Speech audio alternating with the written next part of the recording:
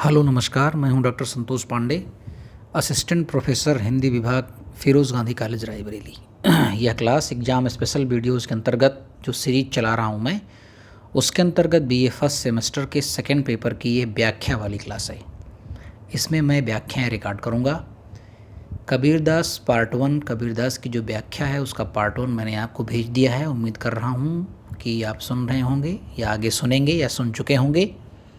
आज उसी का सेकंड पार्ट बना रहा हूँ और कुछ सिलेक्टेड दोहे हैं जिन पर मैं व्याख्या कर रहा हूँ। बाद में फिर मैं जो बचे हुए दोहे हैं उन पर भी व्याख्या अपनी देने का प्रयास करूँगा। फ़िलहाल अभी एग्ज़ाम के दृष्टिकोण से ये व्याख्याएँ मैं बना रहा हूँ, कर रहा हूँ। ठीक है, तो चलिए, मैंने बताया था आपको कि मैं जिस किताब से पढ़ाऊँगा वो किताब प्रकाशन केंद्र लखनऊ से छपी हुई है। उसके संपादक हैं प्रोफेसर रीता चौधरी और प्रोफेसर सूरज बहादुर थापा साहब। किताब का नाम है मध्ययुगीन काव्य वीथिका, लखनऊ विश्वविद्यालय नई शिक्षा नीति 2020 के हिंदी साहित्य बीए प्रथम वर्ष प्रथम एवं द्वितीय सेमेस्टर की निर्धारित पाठ्य पुस्तक है, उस पर लिखा हुआ है। ठीक, तो उसका अब हम जिस दोहे की व्याख्या करना चल रहे हैं वो है दोहा नंबर 20। मैंने आपको बता दिया है कि आप विशेष में काव्य रूप में आप साखी लिखेंगे, छंद में दोहा लिखेंगे, रस में शांत रस लिखेंगे, भाषा सधोकड़ी या पंचमेल खिचड़ी लिखेंगे, और बाकी जो चीज़ें आती रहेंगी मैं वो आपको बताता रहूँगा, भाव साम प्रासंगिकता ये सब। ठीक है, तो चलिए मैं शुरू करता हूँ। अगला दोहा है जिसकी मैं व्याख्या करने चल रहा हूँ, ये है सुखिया सब संसार है खावै अरु सोवै। सुखिया सब संसार है खावै अरु सोवै, दुखिया दास कबीर है जागै अरु रोवै। ये है दोहा नंबर 20। अब इसका अगर हम इसमें कोई ऐसा शब्द नहीं है जो आपको कठिन हो उसका अर्थ बताऊं, मैं सीधे सीधे मैं व्याख्या करता हूं। कबीरदास जी कहते हैं कि सुखिया सब संसार है खावै अरु सोवै। सारा संसार, सुखिया सब संसार है। सुखिया मतलब सुख में सब मस्त है, सब प्रसन्न है, सब इतने व्यस्त हैं, इतने बिजी हैं इस पूरे ब्रह्मांड में, इस पूरी दुनिया में कि सब मस्ती से खा पी रहे हैं और सो रहे हैं। लेकिन उसके दूसरे फेज़ में ये क्या कहते हैं, उसके दूसरी पंक्ति में क्या कहते हैं कि दुखिया दास कबीर है। सुखिया सब संसार है, दुखिया दास कबीर है। संसार सब सुखी है लेकिन कबीर दास दुखी हैं। संसार सुखी है तो खा पी रहा है, मस्त है, और दुखी हैं कबीर दास तो उनको नींद नहीं आती, वे रोते रहते हैं और जगते रहते हैं। आखिर ऐसा क्या है? इसका मूल अर्थ क्या है? इसका विधात्मक अर्थ है हुआ, लेकिन इसके लक्ष्यार्थ क्या है? इसमें लक्षणा शब्द शक्ति है, तो इसका लक्ष्यार्थ क्या है? आखिर किसको लक्ष्य करके ये बात कह रहे हैं? कौन सा सुखिया, कौन सा संसार, क्या खाना, क्या सोना, क्या दुख होना, क्या जगना, क्या रोना, ये सब एक अलग, ये सब लक्षणा है। तो ये मूल अर्थ ये है कि कबीरदास जी कहते हैं कि ये जो सांसारिक मोह माया के बंधन में बसी हुई ये पूरी दुनिया है, ये समझती है कि बहुत मज़ा है यहाँ पर सब कुछ फाइन है, everything is fine, everything is smooth, सब बहुत आराम से चल रहा है, सब कुछ ठीक ठाक है, और बस खाओ और सो, मौज करो, मस्ती करो, खाओ पियो और सो जाओ। क्योंकि दुनिया को ये भान ही नहीं है कि वो कितने बड़े भवसागर में आकर के फंसा हुआ है, कितने बड़े मोह माया के चक्कर में, वासना के चक्कर में आकर के वो फंसा हुआ है। वो जिसको प्रकाश समझ रहा है, जिसको उजाला समझ रहा है, जिसको मस्ती समझ रहा है, जिसको सुख समझ रहा है, वास्तव में वो सांसारिक अंधकार है, माया का अंधकार है, मोह का अंधकार है। क्योंकि माया महाठगनी हम जानी, और जो ठग होता है वो आपको पहले तो अच्छा अच्छा दिखाएगा, क्योंकि तभी तो आप फंसोगे। तब अगर वो आपको बुरा बुरा दिखा देगा तब आप उसके चक्कर में फंसने वाले नहीं हो। तो माया ठग कैसी है?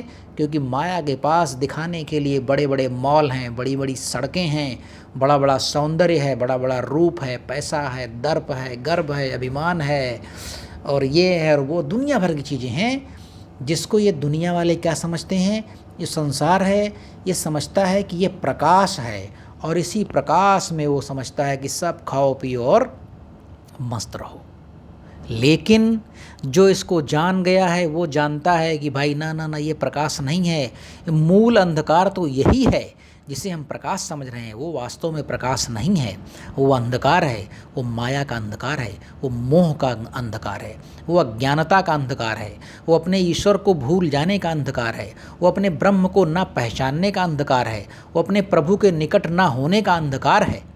लेकिन हम चूँकि ईश्वर के चक्कर में पड़े नहीं कभी, हम ब्रह्म के चक्कर में पड़े नहीं कभी, हम आत्मा परमात्मा को कभी जानते नहीं है, तो हमारे लिए तो सब भाई प्रकाश ही प्रकाश है। हमको आगे आने वाले खतरे का तो कोई एहसास ही नहीं है। इसलिए जिसको खतरे का एहसास है वो बताइए, क्या वो मस्ती से खा सकता है, सो सकता है, पी सकता है? अगर आपको ये लगे कि रास्ते में एक बहुत बड़ा सर्प बैठा हुआ है और मुझे काट लेगा, यहाँ तो रोड ठीक है लेकिन आगे गड़बड़ है, अगर जिसको ये मालूम चल जाए तो आप बताइए, क्या वो मस्ती से खा सकता है, सो सकता है, पी सकता है, ऐशो आराम मौज मस्ती कर सकता है? बिल्कुल नहीं कर सकता है। लेकिन जिसको नहीं मालूम है वो तो कुछ भी करेगा। तो कबीरदास जी वही कह रहे हैं कि सुखिया सब संसार है, खावे और सोवे। पूरी दुनिया अपने आप को इस माया रूपी अंधकार में, जिसको वो प्रकाश समझ रही है, उसी में खाने पीने में और सोने में एकदम मस्त है। उसने यही जान लिया है कि यही सब रियलिटी है, आगे की दुनिया कुछ है ही नहीं। लेकिन रियलिटी तो वास्तव में कबीरदास जी जानते हैं। दुखिया दास कबीर है। इसीलिए जब वो दुखिया है, क्यों दुखिया है कबीरदास जी? क्योंकि वो देखते हैं कि माया मोह में फंसे हुए लोग अपने आप को मस्त समझ रहे हैं, नाच गा रहे हैं। टाइटैनिक तो डूबने वाला है और यहाँ मस्ती चल रही है, यहाँ गीत संगीत चल रहा है, यहाँ पार्टियाँ चल रही हैं, जबकि टाइटैनिक आगे शिलाखंड से टकराने वाला है और ये डूब जाएगा। और इसमें हजारों हजार लोग इस टाइटैनिक पर बैठे हुए हजारों लोग डूब जाएंगे, इस नाव पर बैठे हुए सब डूब जाएंगे। अगर जिसको ये एहसास हो जाएगा तो वो भला खा सकता है, वो भला सो सकता है, वो क्या पी सकता है, क्या वो मौज मस्ती कर सकता है? कभी नहीं कर सकता है। इसलिए दुखिया दास कबीर है, जागे रोए। ऐसे दुख को देख करके, लोगों को इस अवस्था में देख करके कबीरदास बहुत दुखी हैं और इसलिए वो जागते हैं और रोते रहते हैं। तो उनका यही कहना है कि जिसे तुम प्रकाश समझ रहे हो वो प्रकाश नहीं है। अपने ईश्वर को याद करो, अपने ब्रह्म के करीब जाओ। ठीक, चलिए अगला दोहा है हमारा, दोहा नंबर 24। चलती चक्की देख के दिया कबीरा रोए, दुई पट भीतर आय के साबित गया न कोई। चलती चक्की देख के दिया कबीरा रोए, दुई पट भीतर आय के साबित गया न कोई। तो चलती चक्की देख के दिया कबीरा रोए, दुई पट भीतर आई के साबित गया न कोई। क्या कहते हैं कबीरदास जी? कबीरदास जी ये कहना चाह रहे हैं कि भाई ये जो दुनिया है ये क्या है? पहले आप देखते हैं, आप पहले देखो चक्की को, जिसमें गेहूँ पीसा जाता है। तो उसमें क्या होता है, उसके अंदर क्या होता है, 2 पत्थर लगे होते हैं और उसके बीच में थोड़ा स्पेस होता है हल्का सा, बस गेहूँ अनाज जाने भर का। और फिर दोनों पत्थर जो है वो स्पीड से चलने लगते हैं, उसके बीच में जो भी गेहूँ जाता है वो आटा बन करके बाहर से निकल आता है। बस उसी का एक दृष्टांत दे रहे हैं कि ये जो दुनिया है वो एक चक्की है और इस चक्की में जो 2 पार्ट हैं, अब चूंकि चक्की में 2 पार्ट होते हैं तो वहाँ पर 2 ही पार्ट कहा गया है। यहाँ पर हजारों पार्ट हैं, उस चक्की में तो 2 ही पार्ट होते हैं, 2 ही पत्थर होते हैं, तो उसके बीच में आकर के गेहूँ पिस जाता है। लेकिन ये जो दुनिया है, यहाँ चक्की किसको कह रहे हैं? यहाँ चक्की कह रहे हैं दुनिया को। कि इस चलती हुई दुनिया को देख करके कबीरदास रोने लगते हैं, क्योंकि इस दुनिया रूपी चक्की में 2 पार्ट नहीं, यहाँ तो हजारों पार्ट हैं। हजारों पार्ट कैसे हैं भाई? दैहिक, दैविक, भौतिक, तापा, हर तरह की परेशानियाँ हैं, हर तरह के रोग हैं, हर तरह की बीमारियाँ हैं।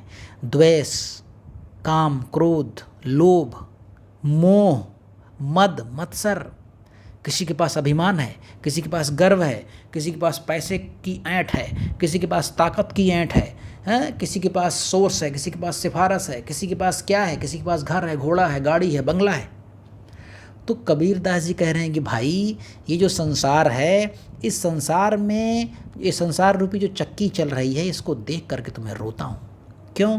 क्योंकि इसमें इतने पाटे हैं, आदमी को रगड़ देने के इतनी यहाँ पर व्यवस्थाएं हैं, आदमी को रगड़ देने के लिए यहाँ पर इतनी व्यवस्थाएं हैं, इतने जुगाड़ हैं कि आदमी कभी भी उससे उबर नहीं सकता है। क्या है? वो जन्म मरण के चक्कर में कभी गर्भ में आता है, फिर गर्भ में कुछ दिन रहता है, फिर बाल्यकाल में आता है, फिर जवान होता है, फिर बुढ़ापे में चला जाता है। जीवन में नाना प्रकार के उपद्रवों में वो पिसते रहता है। एक तरफ माया है, दूसरी तरफ मोह है। एक तरफ बचपना है, दूसरी तरफ बुढ़ापा है। एक तरफ बीमारी है, दूसरी तरफ प्रसन्नता है। एक तरफ नीला है, दूसरी तरफ काला है। एक तरफ सुख है, एक तरफ दुख है। तो इतने प्रकार के झंझटों में ये पूरा समाज, ये पूरी दुनिया क्या है, वो पिसी जा रही है।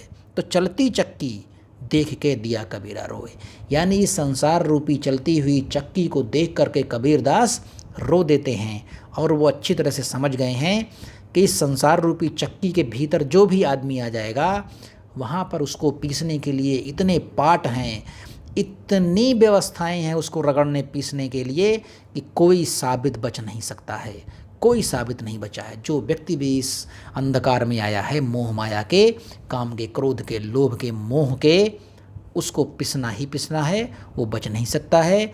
बच तो सिर्फ वही सकता है जिसे अपने प्रभु का ज्ञान हो जाए, जिसे सतगुरु मिल जाए, जिसे इस सांसारिक मोह माया से छुटकारा मिल जाए। ठीक, तो चलती चक्की देख के दिया कबीरा रोए, दुई पट भीतर आए के साबित गया न कोई। दुई पट का मतलब, चूँकि चक्की का उदाहरण दे रहे हैं इसलिए चक्की में दो पार्ट होते हैं, दो पत्थर होते हैं, इसलिए वो दुई पट कह रहे हैं।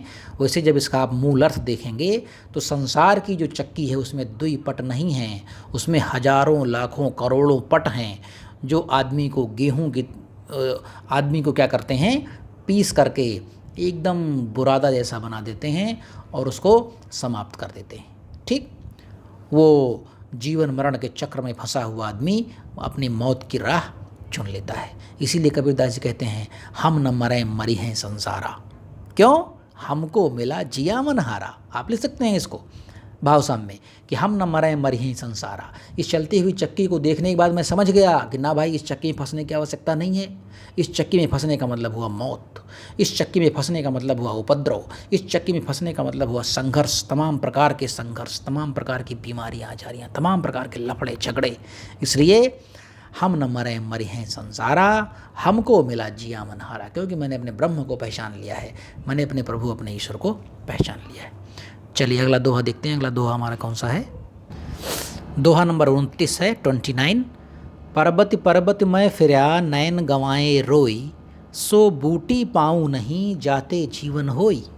पर्वत पर्वत मैं फिरया नैन गंवाए रोई, सो बूटी पाऊँ नहीं जाते जीवन होई। कह रहे हैं कबीरदास जी की मैंने एक बूटी ढूंढने की कोशिश की, एक दवा ढूंढने की कोशिश की, एक मेडिसिन। काहे की मेडिसिन? जिसमें जिस मेडिसिन को खा लेने के बाद, जिस बूटी को खा लेने के बाद हम न मरे मरी हैं संसारा, ऐसा हो जाए कि उसको खा, जैसे लक्ष्मण शक्ति लग गई थी, मेघनाथ ने मार दिया था शक्ति लक्ष्मण जी को, तो हनुमान जी जाके लाते हैं संजीवनी बूटी और फिर उसे सुषेण वैद्य को ले आते हैं। संजीवनी बूटी से उपचार होता है और ऐसी कथा आती है रामचरितमानस में, और लक्ष्मण जी पुनः जीवित हो जाते हैं। ठीक, तो उसी जीवन को देने वाली बूटी ढूंढ रहे हैं। कहाँ ढूंढ रहे हैं? पर्वत पर्वत मैं फिरया नैन गंवाए रोई। मैंने उस बूटी को ढूंढने के लिए, उस संजीवनी बूटी को ढूंढने के लिए मैंने कहाँ नहीं ढूंढा उसे? पर्वत पर्वत, एक एक पहाड़, एक एक जंगल, एक एक दर्रे, मतलब जहाँ भी उस बूटी के मिलने की संभावना थी, मैंने ऐसा कोई जगह छोड़ा ही नहीं जहाँ मैंने उसे ना ढूंढा हो। लेकिन और क्या किया मैंने? और उस बूटी को ढूंढने के चक्कर में मैं रोता रहा, बिलखता रहा, तड़पता रहा, नैन गंवाए रोई, मेरी आंखों की रोशनी चली गई। इतना रोया मैं कि नैन गंवाए रोई, रो रो करके मेरे आंखों की रोशनी चली गई। क्यों रोया? क्योंकि पर्वत पर्वत मैं फिरा, मैं बहुत भटका हूँ उस बूटी के लिए। और वो बूटी है क्या? वो बूटी है मेरा ब्रह्म, वो बूटी है मेरा सतगुरु, वो बूटी है मेरा सच्चा ज्ञान, वो बूटी है मुझे माया मोह से उबारने वाली, वो संजीवनी बूटी।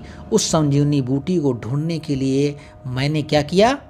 उस परमात्मा रूपी संजीवनी बूटी को ढूंढने के लिए मैं दर दर भटका हूँ, इतना रोया हूँ उसको पाने के लिए कि मेरे आँखें चली गई। सो बूटी पाऊँ नहीं जाते जीवन होई, लेकिन काश कि वो बूटी मुझे मिल जाती, जिससे मैं पुनः मुझे जीवन प्राप्त हो जाता और मैं इस चक्कर में जो फंसा हुआ हूँ इससे मैं उबर पाता। यानी मूल कहने का मतलब ये है कि उस प्रभु रूपी संजीवनी बूटी को, उस परब्रह्म परमात्मा रूपी संजीवनी बूटी को मैंने हर जगह ढूंढा और परेशान हुआ, दर दर भटका मैंने अपनी आंखें गंवा दी रो रो कर के उसके चक्कर में, लेकिन वो बूटी मुझे मिली नहीं। जाते जीवन होए, जिससे वो जीवन हो जाता है, जिससे जीवन संभव हो जाता है, जिसको पा करके आदमी पुनः एक नव जीवन प्राप्त कर लेता है।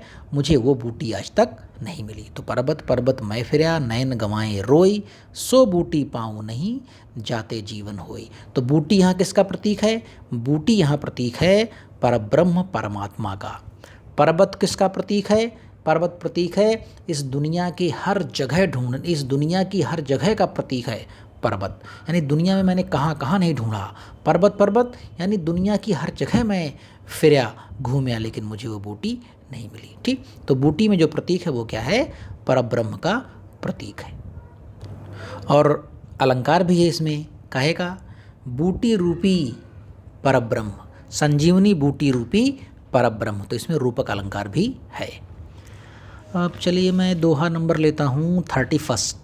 ठीक, कबीरा खड़ा बाजार में लिए लुकाठी हाथ, जो घर जा रहे अपना सो चले हमारे साथ। कबीरा खड़ा बाजार में लिए लुकाठी हाथ, जो घर जा रहे अपना सो चले हमारे साथ।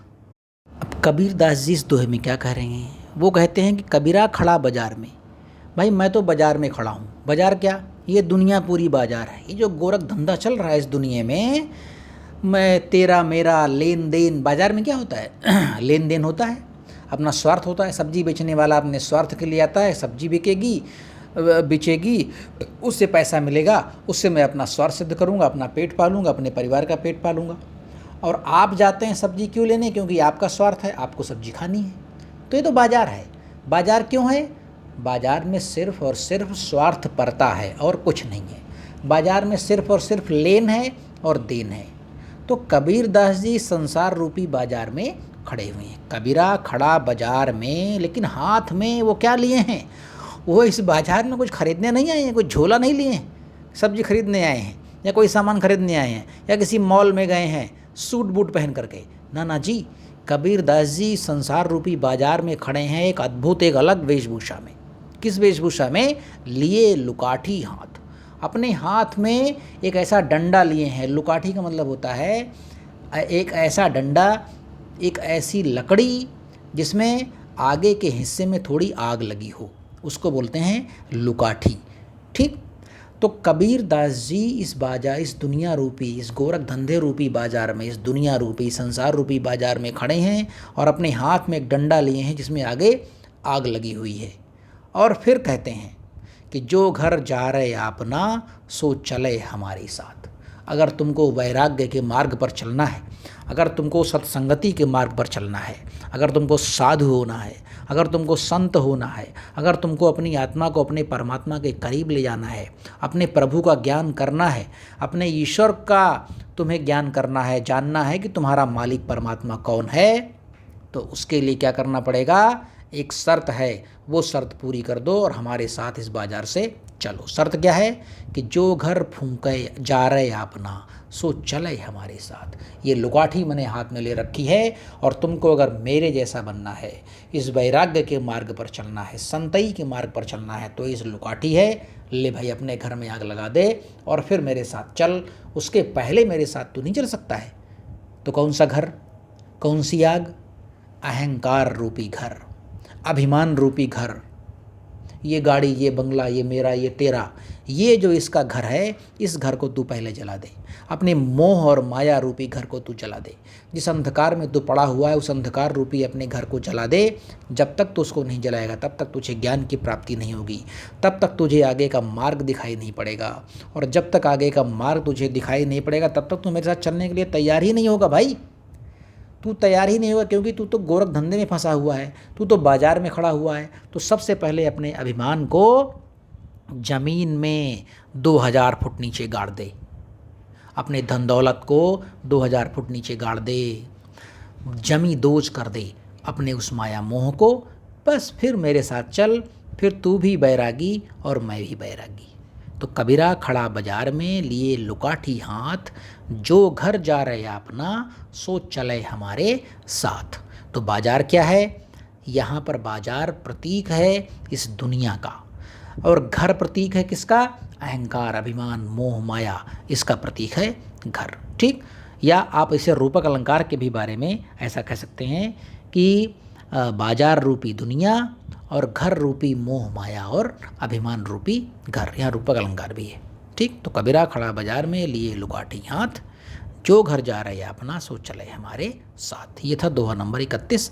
अब हमारे दोहा नंबर 32 पर, जाति न पूछो साधु की पूछ लीजिए ज्ञान, मोल करो तलवार का पड़ा रहन दो म्यान। तो जाति न पूछो साधु की पूछ लीजिए ज्ञान, मोल करो तलवार का पड़ा रहन दो म्यान। कहते हैं भाई देखो, कबीरदास जी कहते हैं जाति न पूछो साधु की। यहाँ पर जाति, छुआछूत, ऊंच नीच, इन सब का विरोध है, इन सब के प्रति विद्रोह की भावना है। जाति न पूछो साधु की, किसी साधु की, किसी संत की तुम जाति पूछते हो? जाति पूछकर क्या तुम उसे अपमानित करना चाहते हो? जो जाति पाति पूछे नहीं कोई, हरि का भजे सो हरि का होई। हम तो हरि को भजन करने वाले हैं, हम जाति पाति के चक्कर में नहीं पड़ते हैं, हम मत मतांतर के चक्कर में नहीं पड़ते हैं, हम धर्म संप्रदाय के चक्कर में नहीं पड़ते हैं। भाई हम इन चक्करों से बहुत आगे चले गए हैं। तो जाति न पूछो साधु की, हाँ अगर तुमको पूछना है तो उससे ज्ञान की बातें पूछो, उससे ये मत पूछो तुम किस जाति के हो, किस बिरादरी के हो, किस वर्ग के हो, किस मत के हो, किस संप्रदाय के हो, किस धर्म के हो। तुम क्या पूछो उससे ज्ञान पूछो। साधु के पास आखिर होता क्या है? साधु के पास ना तो कोई घर होता है, ना घोड़ा होता है, ना गाड़ी होता है, ना बंगला होता है। क्या होता है? उसने अपने पूरे जीवन में कमाया क्या है? उसने अपने पूरे जीवन में कमाया है ज्ञान। तो अगर तुमको उससे कुछ भी पूछना है तो भाई उसको ज्ञान के बारे में पूछो। अगर उससे तुम पूछोगे कि पंडित जी, अरे महात्मा जी, साधु साहब, संत साहब, ज़रा हमको बता दो, रिलायंस ट्रेंड्स में हमको एक पैंट ख़रीदनी है, एक शर्ट ख़रीदनी है, हमको वहाँ रिलायंस डिजिटल में एक फ्रिज ख़रीदना है, एक एसी ख़रीदनी है, बड़ी गर्मी लग रही है, ज़रा बताओ कौन सा ख़रीद लें एसी, कौन सा फ्रिज ख़रीद लें? तो बेकार की बात पूछ रहे हो उससे, बेकार की बात पूछ रहे हो, सांसारिक मोह माया की बात पूछ रहे हो। तो जाति न पूछो साधु की पूछ लीजिए ज्ञान। उसने जो कमाया है, उसने जिस चीज़ की पढ़ाई की है, उसने जिस चीज़ के लिए अपना पूरा जीवन लगा दिया है, उस नॉलेज को पूछो, उस परम तत्व के ज्ञान को पूछो। और मोल करो तलवार का पड़ा रहन दो म्यान। और इस बात को एक दृष्टांत दे करके बताते हैं कि ठीक वैसे ही जैसे म्यान में तलवार पड़ी रहती है और कोई पूछे भाई ये बता दो हमको म्यान खरीदनी है, ज़रा म्यान के बारे में बता दो हमको, तो तुम मूर्ख हो। यहाँ पर बात तुमको किसी करनी चाहिए? यहाँ पर बात तुमको तलवार की कहनी चाहिए, म्यान की नहीं। क्योंकि म्यान की बात करना व्यर्थ की बात करना है, तलवार की बात करना नंबर 1 की बात करना है। क्योंकि यहाँ पर मूल चीज़ क्या है? तलवार और म्यान में मूल चीज़ क्या है? मूल चीज़ है तलवार, मूल चीज़ म्यान नहीं है।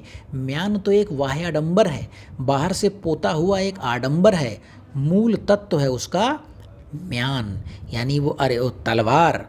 तो भैया जिस प्रकार से मूल तत्व है ज्ञान साधु में, उसी प्रकार से तलवार है मूल तत्व और म्यान है उसका बाह्य तत्व। तो उसकी जाति पाति मत पूछो, उसके म्यान के बारे में मत पूछो, जाति पाति रूपी म्यान के बारे में मत पूछो, तलवार रूपी ज्ञान के बारे में पूछो, तो वो सब कुछ बड़े डिटेल में तुमको बताएगा। इसलिए म्यान की कीमत पूछना बेवकूफ़ी है, मूर्खता है। असलियत जो ज्ञान है वो तुमको तलवार के बारे में जानकारी पूछने से ही मिलेगा। तो जाति न पूछो साधु की पूछ लीजिए ज्ञान, मोल करो तलवार का पड़ा रहन दो म्यान। तो कबीरदास जिसमें दृष्टांत दे रहे हैं तो दृष्टांत अलंकार हो जाएगा। दृष्टांत कहेगा है तलवार का और म्यान का। ये दृष्टांत दे करके जाति न पूछो साधु की पूछ लीजिए ज्ञान। और जाति पाति का इसमें इन्होंने विरोध किया है, जाति पाति पूछे नहीं कोई, हरि का भजे सो हरि का होई। इस तरह का आप भाव साम्य लिख सकते हैं। प्रासंगिकता में आप ये लिख सकते हैं कि आजकल जाति पाति में पूरी राजनीति, पूरा समाज बटा हुआ है और महात्मा कबीरदास जी इसका बहुत घोर विरोध करते हैं। चलिए अगला जो दोहा है वो है नंबर 33। हस्ती चढ़िए ज्ञान को सहज दुलीचा डारी। हस्ती चढ़िए ज्ञान को सहज दुलीचा डारी। स्वान रूप संसार है भूकन दे झक मारी। स्वान रूप संसार है भूकन दे झक मारी। अब इसमें कुछ कठिन शब्द जरा देख लेते हैं क्या है। सबसे पहला शब्द है इसमें हस्ती। तो हस्ती का मतलब क्या होता है? हाथी। हस्ती का मतलब होता है हाथी। हस्ती चढ़िए ज्ञान को सहज दुलीचा डार। और सहज माने होता है साधना। सहज का मतलब, सहज से यहाँ तात्पर्य है साधना से। और दुलीचा का मतलब होता है, दुलीचा का मतलब आप कालीन समझ लीजिए। दुलीचा का मतलब क्या समझ लीजिए आप? कालीन या गलीचा समझ लीजिए, कालीन समझ लीजिए, बिछाने का कोई भी एक जो फैंसी आइटम होता है वो दुलीचा कहते हैं उसको। तो हस्ती माने हाथ होता है, सहज माने साधना से तात्पर्य है, और दुलीचा का मतलब होता है कालीन या गलीचा। स्वान का मतलब होता है कुत्ता, बस, और कोई ऐसा शब्द इसमें नहीं है। तो क्या कह रहे हैं कबीर दास जी? कह रहे हैं भाई देखो, हस्ती चढ़िए ज्ञान को, अगर तुमको हाथी पर चढ़ना है, ऊंचाई पर चढ़ना है, अपने आप को ऊंचाई पर ले जाना है, तो एक ही चीज़ ऐसी ऊंचाई है जिस पर तुम जा सकते हो, और वो है नॉलेज की ऊंचाई। कौन सा नॉलेज? ब्रह्म का नॉलेज। ये फिजिक्स, केमिस्ट्री, हिंदी का नॉलेज नहीं, ब्रह्म का नॉलेज, परम तत्व का नॉलेज होना चाहिए, परम तत्व का ज्ञान होना चाहिए, आचरण की शुद्धता का ज्ञान, भक्ति का ज्ञान, नीति का ज्ञान, मानवता और मनुष्यता होने का ज्ञान। एक सच्चे मनुष्य होने का अगर तुमको ज्ञान है, और सच्चे मनुष्य होने का ज्ञान होने के बाद तुमको परमात्मा का ज्ञान है, तो बस मस्ती से उस ऊंचाई पर आप चढ़ जाइए। तो हस्ती चढ़िए ज्ञान की। ज्ञान रूपक अलंकार, बहुत तगड़ा रूपक अलंकार है। ज्ञान रूपी हाथी पर आप एकदम मस्त बेफिक्र होकर के चढ़ जाइए। हस्ती चढ़िए ज्ञान को, और चढ़िए तो थोड़ा सा कुछ फैशनेबल बना लीजिए उसको। फैशनेबल का सहज दुलीचा डार। आप उसके ऊपर, ज्ञान रूपी हाथी के ऊपर जब आप बैठेंगे तो क्या करेंगे? साधना रूपी एक गलीचा डाल दीजिए, और फिर आराम से राजा की तरह, एक बादशाह की तरह, एक बड़े सम्राट की तरह आप ज्ञान रूपी हाथी पर एकदम मस्ती से चले जाइए।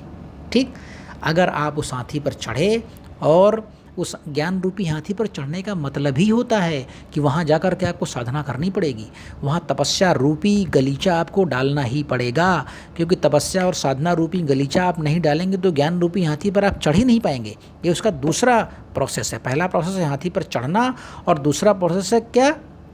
कि ज्ञान और साधना रूपी दुलीचा उस पर, गलीचा उस पर डालना। तो हस्ती चढ़िए ज्ञान को, कैसे? सहज दुलीचा डारी।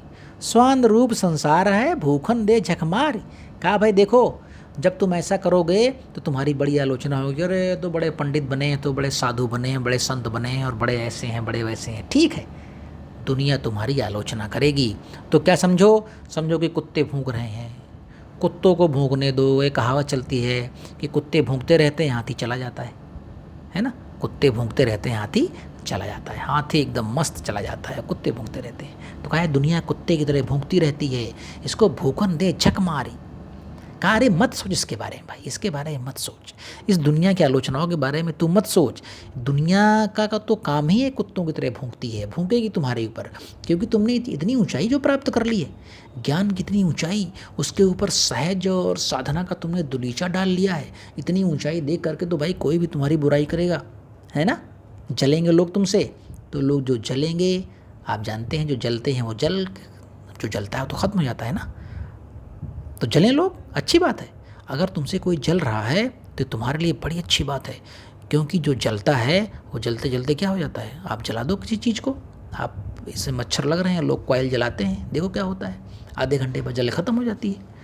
तो जो जलता है वो तो ख़त्म हो जाएगा, वो ख़त्म हो जाएगा, वो बच नहीं सकता है। बचेगा कौन? जिसने सहज साधना रूपी दुलीचा डाल के अपने ज्ञान रूपी हाथी पर चढ़ गया है, वो बचा रहेगा अंत तक। हम न मरे मरी हैं संसारा, बार बार वही बात फिर घूम फिर करके आ रही है। तो रूपक अलंकार इसमें भी है, हस्ती चढ़िए ज्ञान को, सहज दुलीचा डार, स्वान रूप संसार है भूखन दे झक मार। तो तुम क्या करो? इस ज्ञान और भक्ति के मार्ग पर अपनी हाथी को चलाओ, दौड़ाओ। ये दुनिया तो तुम्हारी बुराई करेगी ही, ये दुनिया तुम्हारी आलोचना करेगी ही। तो यहाँ पर मैं अपनी इस क्लास को समाप्त करता हूँ, क्योंकि जो इम्पोर्टेंट दोहे थे मैंने उनको पढ़ा दिया है। ये कबीर पार्ट 2 के नाम से क्लास आपके बीच में जाएगी, व्याख्या कबीरदास पार्ट 2।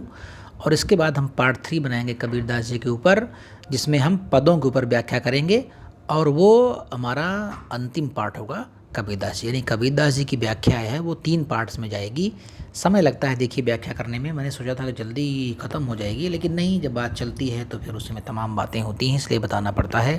अगर यही ऑफलाइन कक्षाएं होती तो इसमें बहुत समय लगता। आप समझ लीजिए कि कभी कभी तो ऑफलाइन कक्षाओं में जब व्याख्या पढ़ाता हूँ तो एक दोहा ही 40 मिनट चल जाता है और दूसरे दोहे का नंबर नहीं आता है। फिर भी यहाँ पर बहुत कंट्रोल करके मैं बातें करने का प्रयास करता हूँ उस दोहों को, क्योंकि व्याख्या अनंत है, बातें इसकी अनंत हैं। और कबीर साहब की व्याख्या, ज्ञान की व्याख्या, साधना की व्याख्या, सहज की व्याख्या तो बड़ी दुर्लभ और बड़ी कठिन है और बड़ी लंबी है। ठीक, तो तीसरा पार्ट आपको मिलेगा, ये दूसरा पार्ट आपको जल्द ही मिल जाएगा, तीसरा पार्ट भी आपको जल्द मिल जाएगा। अगर आपका रिस्पांस बेहतर रहा तो मैं वीडियोज़ आगे भी बनाऊंगा व्याख्या की, सूरदास और मलिक मोहम्मद जायसी पर, तुलसी पर। और अगर आपका रिस्पांस बेहतर नहीं रहा तो फिर मैं व्याख्या की वीडियो नहीं बनाऊंगा। जितना आपने पढ़ लिया है और पढ़ रखा है उतना आपके लिए पर्याप्त होगा। ठीक है, तो मैं अपने सभी विद्यार्थियों का आभार प्रकट करता हूँ कि वे हमारे साथ पढ़ते लिखते रहते हैं, बने रहते हैं।